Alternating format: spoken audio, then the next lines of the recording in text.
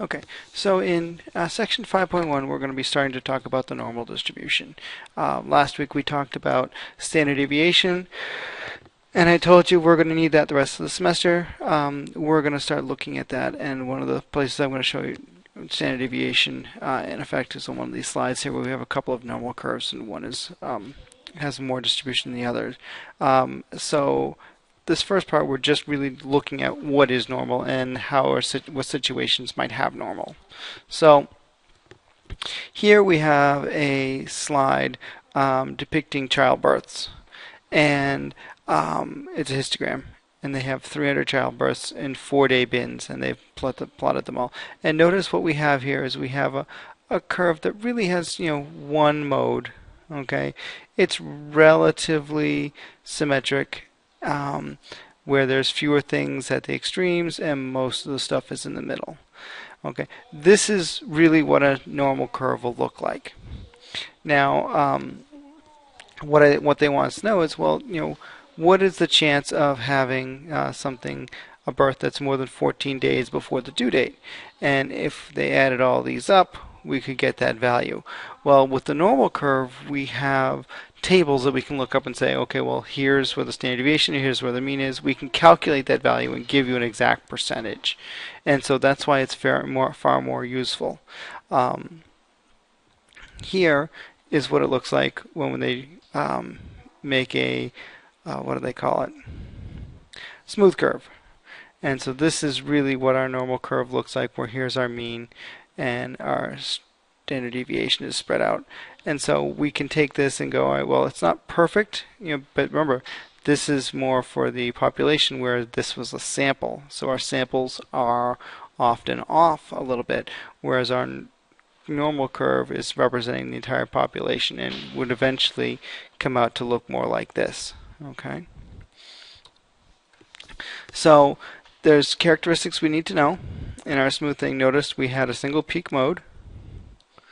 It was symmetric. Okay, so the mean, median, and mode were all the same value, and they were looked mirror images of each other. The last thing is that the spread kind of has a bell shape, and thus the normal curve also you may hear as the bell curve or the bell-shaped curve. So those are common terms for the normal curve. Now, here we look at two things where we have different standard deviations. They're both normal. They both have a mean of 75, but the curves are, this one is flatter and more spread out, whereas this one is more hilled here. There's more value in this space here. This has less standard deviation than this one does. So that's where our standard deviation comes in, is that we have these things that are similar, but because the standard deviation's values are closer together. So definition: normal curve is symmetric, bell shape, single peak, mean, median, and mode are all the same, and the variation is characterized by our standard deviation. So the spread of the curve is affected by the standard deviation. So that's what a curve is. Now, how do we find it? Relative frequencies of a normal distribution. The area under a normal curve represents 100% of the data. So everything that could possibly happen is under here. Okay, that's very important because we need that information to be able to use the tables that we're going to be using in the next couple sections. The ranges depend upon the standard deviation. Okay, so as we get further out, the bigger standard deviation, the larger the range is going to be.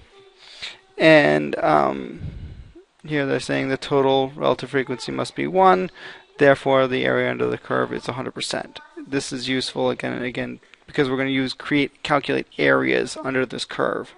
And that area is going to tell us what percent is in that space, from the mean to a number, or from 0 to a number, or from a number to infinity. How much of the percent of the population is under that curve in that relative area of information. And here they're looking at, they've broken it up and said, okay, well, here's our normal curve. Since the total area is 100%, well, if we knew from here to here, from negative 60 days to 14 days, they calculated as 18% of all births occur within negative 60 days and 2 weeks before your due date. From 18 days to 60 days, they calculated as 12% of all births. 100% of all births go from negative 60 to positive 60 days. 50% of all births are greater than the due date, and 50% of all births are less than the due date. So those are things that are very important to know. So, and what kind of things are normal? Here they're saying it's normal if it satisfies these criteria. There's 4 of them. Most of the data are clustered near the mean, giving it a single peak. The data values are spread evenly around the mean, so it's symmetric.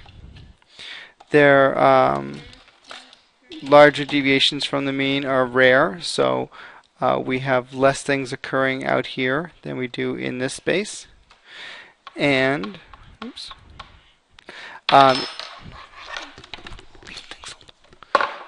and individual data values result from a combination of many different factors. So there's not one thing that causes a value to occur.